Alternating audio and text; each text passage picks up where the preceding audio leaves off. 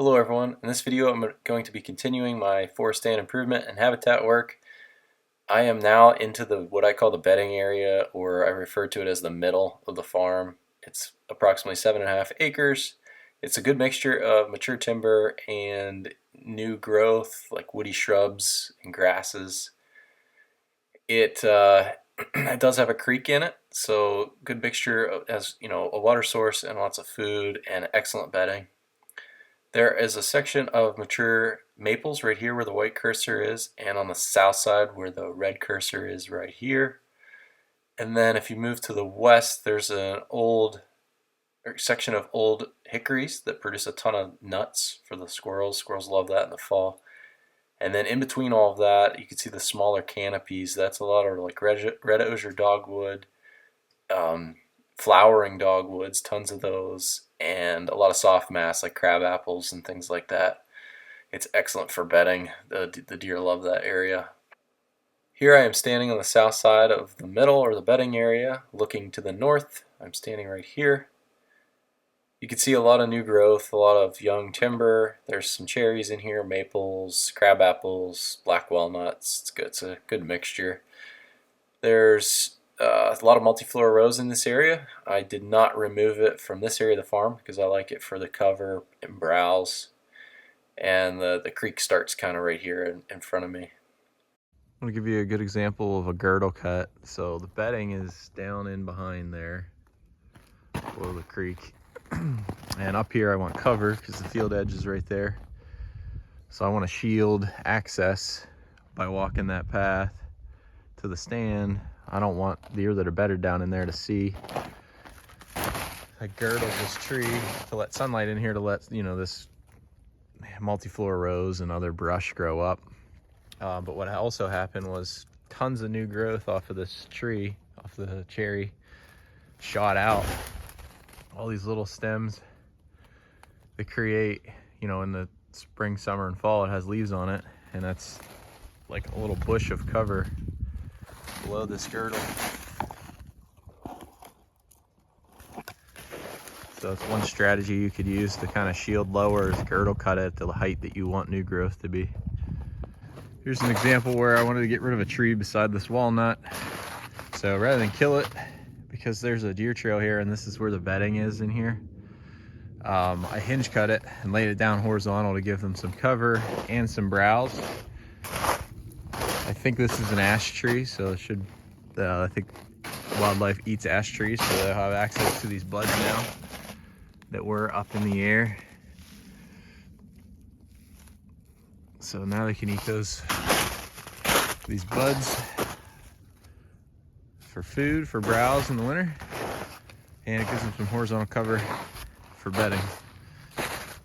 Down here, the creek's right over there. This is bedding in here. And this is kind of a natural, this dogwood tree laid over and created like a little rabbit area, small game nesting area. But this maple here, you can see this multiflora rose that I cut was adding no value to the wildlife. It was up in this maple, way up there, probably 15 feet, taking sunlight away from where you want it. Like, you want sunlight to get into your bedding areas to create new browse, new growth, and also to release things around it. Like, you want energy going to that grapevine right here. So if multiflora rose in general is invasive, you can get rid of it if you want, but I keep it because deer do eat it. You can see all this, even way up here, how it's all eaten off. So, small game nests in it, and deer will eat it in the winter. They've eaten all the new growth off of this thing. I don't know if you can see it,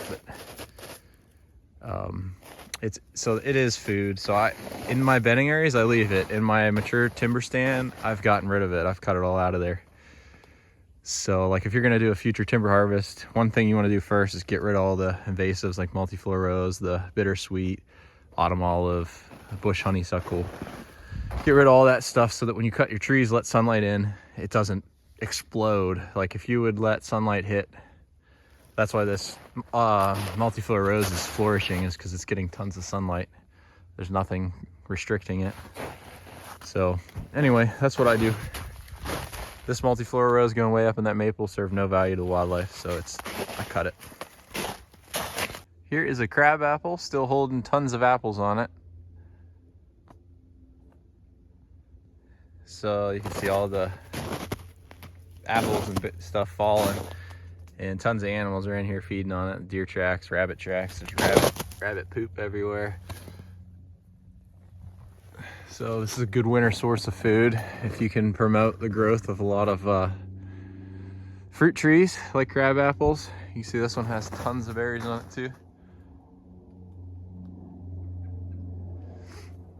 Here is a huge border privet that has produced a ton of berries. Look at all these thousands of little tiny blue berries everywhere. I think the only thing that eats this is birds, and obviously nothing's really eating it because they're all over the place, and there's plenty of soft mast around here like the crab apples that I just showed you. So I'm gonna kill this thing or cut it down. That way it puts sunlight in here and we can get some more dogwoods and red osier dogwoods and stuff like that in here.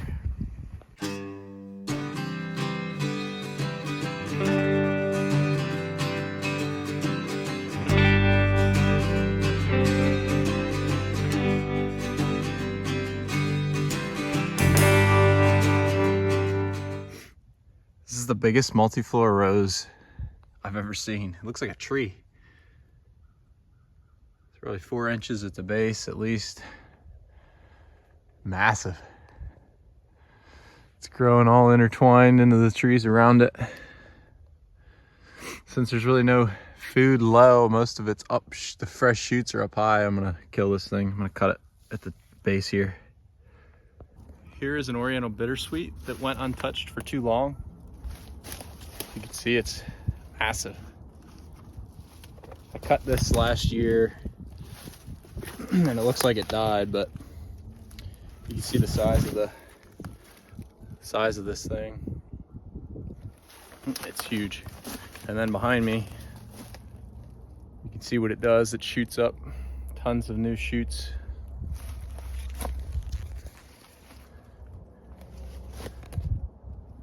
Goes up the tree, steals the sunlight from the tree and tries to kill the tree. You see all that mess up in the air, constricting its way up. So I'm gonna get these all trimmed out of here. Every year I gotta come in here. Most of this is cut already, but you can see it'll reshoot. So I gotta come in and recut. And hopefully if I do that 2-3 years in a row, it'll die off. If that fails, I might maybe next year, whenever it greens up, I might try spraying it. Just like a one-time application when it's green. Try to kill it that way. We'll see.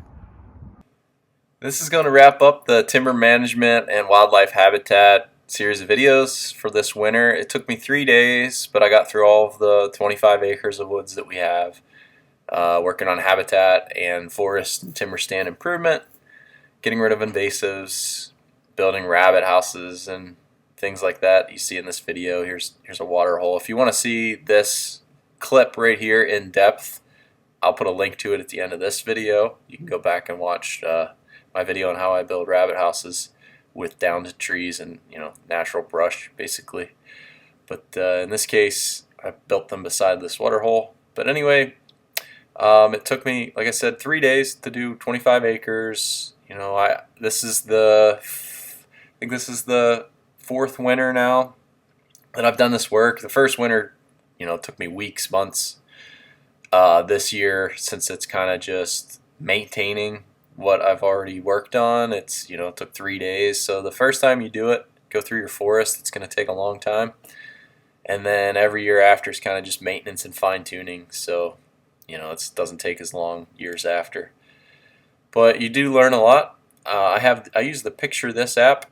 I downloaded it. I think it's $30 a year. I pay for the subscription, and it helps you identify trees and plants and anything like that. I use it all year round, and especially in the summer when I walk through the fields and I'm looking to see what grasses and flowers and legumes are coming up.